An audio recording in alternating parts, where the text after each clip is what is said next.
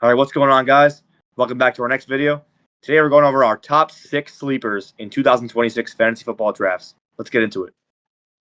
All right, and starting us off, our first sleeper for 2026 is Kyler Murray. And Murray in the offseason signed with the Vikings, and definitely a massive situation upgrade going from Arizona. And now he gets to play with Justin Jefferson, Jordan Addison, Jawan Jennings, and they have a pretty solid O-line there in Minnesota too. But the most important addition is the new head coach with Kevin O'Connell, who since joining the Minnesota Vikings in 2022, he's never had a quarterback finish outside the top 12 in fantasy, other than last year with J.J. McCarthy, of course. And even with that, though, Cousins and Darnold in that span all threw for 4,000 passing yards in those seasons. And for Kyler last year, that was the first time in his career, as you can see, that he was not a top 12 fantasy quarterback. And he still has the same rushing upside as he's always had, as he still averaged almost 35 rushing yards per game last year.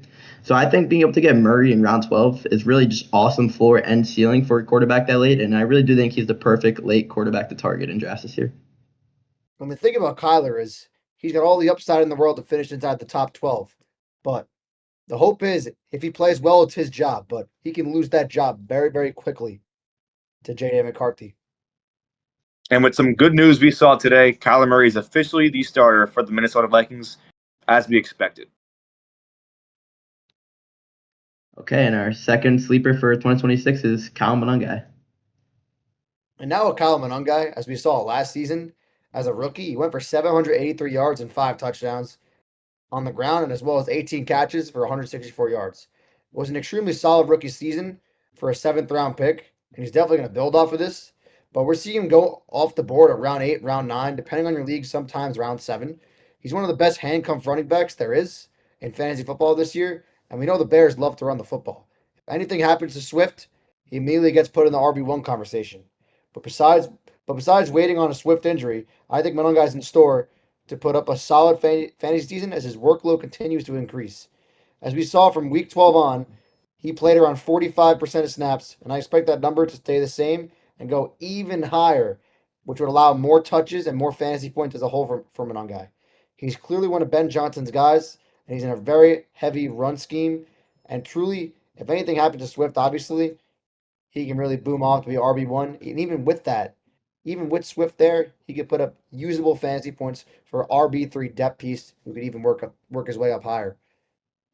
Yeah, I think he has standalone value in this offense. I mean, we saw him last year play over 40% of snaps from week 10 on, basically.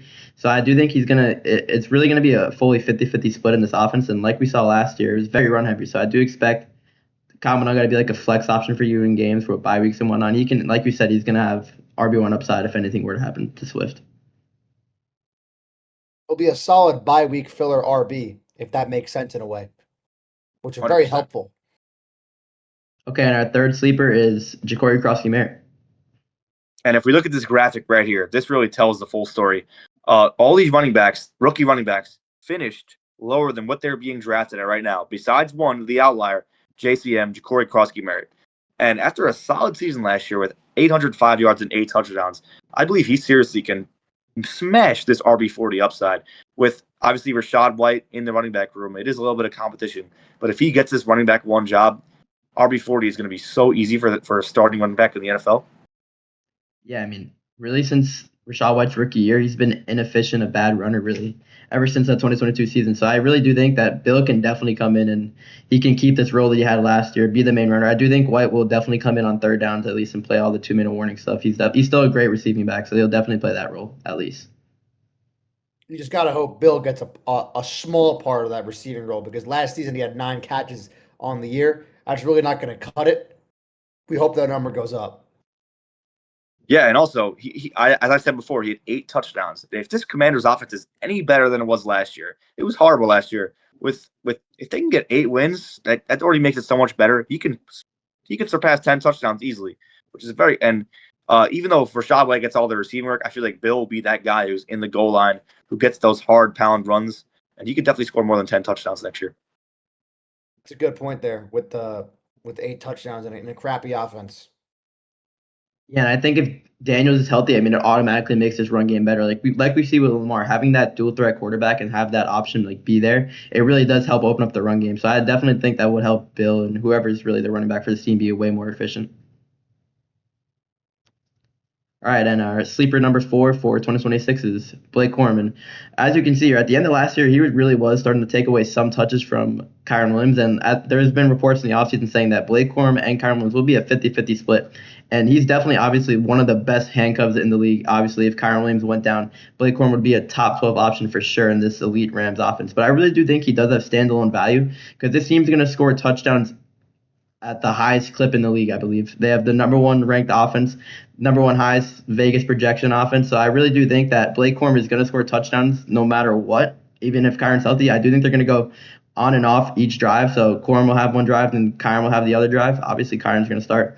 But I really do think Corum is going to score touchdowns a lot this year and very often. And I do think he's going to have standalone value for your team.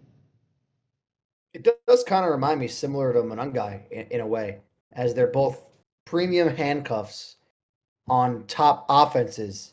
But even though the Rams are the best offense, the Bears try to be the most run heavy in a way. They're both top offenses. The Rams are obviously the better offense, but they both have standalone value as handcuffs. They're not just a handcuff running back. These running backs we could see as bye week fillers, or if not, climb up the rankings to the RB2 range, and an injury away from RB1. These guys are these are guys you really want to have on your roster because the running back position towards towards the middle of the season gets so crammed up with injuries. You want to have that depth, and you want to have those players to fill in during the bye weeks. If Kyron and Swift go down, these two guys are top 10 backs. Mark my words, these guys are top 10 backs if their RB1 is out, for sure. What's it called? If a guy like Blake Corum, if Kyron's out, I'd rather him over guys like Reese, Javante. I really think I would. Just how good this player is in such a stacked backfield. Yeah, it really is. It's just a perfect situation to be in if you're a running back for this offense. They're going to score between Kyron and Corum. They're definitely going to score 20 plus touchdowns this year. Yeah. Okay, and our fifth sleeper for 2026 is Terrance Ferguson. Now with another Ram in Terrance Ferguson, as we saw last season, he had a couple flashes, but he was playing behind Colby Parkinson and Tyler Higbee. Ferguson had 21 yards per catch as he had a couple big catches during the season for the Rams. He was a second round pick and he was the first draft pick the Rams made in 2025. So this is the player that the Rams see as a big part of their future. In the beginning of the season, we saw his snaps were very limited, so he's playing over 35% of snaps in most games. But as we saw down the road for the final 4 games of the season, and going from week 14 on, he played 64, 78, and 49% of snaps. He had the highest A dot for any tight end in the league last year, and I truly see him being used as one of the premier pieces in Sean McVay's offense as a pass catcher. I mean, he's a very good run blocking tight end, as we've seen, so he's going to find his way onto the field like he did towards the end of the season. And he has that big play. He has that big play ability for a tight end, and he could be a top 4 pass catcher on this Rams offense. And like you said with Corum, it's in the projected number 1 offense. Even though he's the 4th option, that's a guy you could take a lot of fantasy points away, especially at a position in tight end, which is very weak. And yeah, McVay loves 13 personnel packages, so Terrance Ferguson is going to be on the field. It ultimately comes down to if he can overtake Parkinson and Higbee as the top tight end on this team, really. I mean, Yeah. I definitely think that he can take that away from Higbee, but Parkinson put up solid numbers last year. Parkinson had 8 touchdowns and about 500 yards. Parkinson was a solid bye week filler tight end. I remember using him a couple times last year, but I truly think that Ferguson can, if he takes a step over Parkinson. I mean, this is sick value here for a Just young look at the tight end. ADP, man. 159, 158. You're getting him for nothing. You're getting him as your 13th round, 14th round pick. Who, I mean, he has the upside to finish top 20, top 14 guy. Who you're just the value of that is definitely there for a guy like Terrance Ferguson. And if he sucks, you cut him. That's it. Okay, and our sixth and final sleeper is Chris Godwin.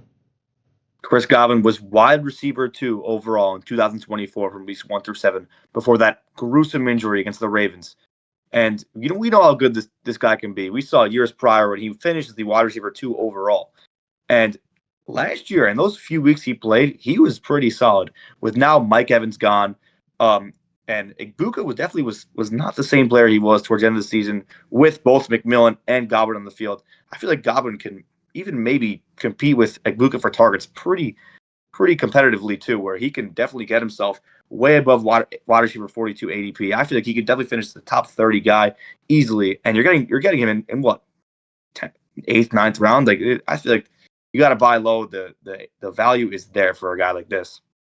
Yeah, I think he's being severely underrated. Now, also, Jalen McMillan is already hurt again. So he's definitely going to be Baker's go-to guy in the slot here. And the good thing about Igbokwe is he's more of that Z player. So he's not going to take really any of Godwin's slot time away. So Godwin's going to be in the exact same role he was back in that 2024 season where he was the receiver too. And we already know him and Baker have great chemistry. So as long as Godwin can stay healthy and he can look more like the player he did 2 years ago, he should definitely be a great pick here. I mean, just looking at Godwin's stats from last season, as we saw in Week 17, he put up 7 for 108 yards and a touchdown. I mean, in a way, it didn't look like he lost a step. It just looked like the offense he was in, he wasn't comfortable in it because he was out in and out of the lineup. He didn't have a role in that lineup, and a fully healthy training camp so far. I feel like if he finds himself in a role with a new OC, he can hopefully find a way to return on value because wide receiver 42, I think that's easy return on value for Chris Godwin if he stays healthy. Hope you guys enjoyed our sleepers. If you disagree, if you agree, let us know in the comments. And don't forget to like, subscribe. Hit us up on social media. All of them will be linked down below. And keep following us, man. Draft day for us and for a lot of you guys are coming up soon. And take advantage of it.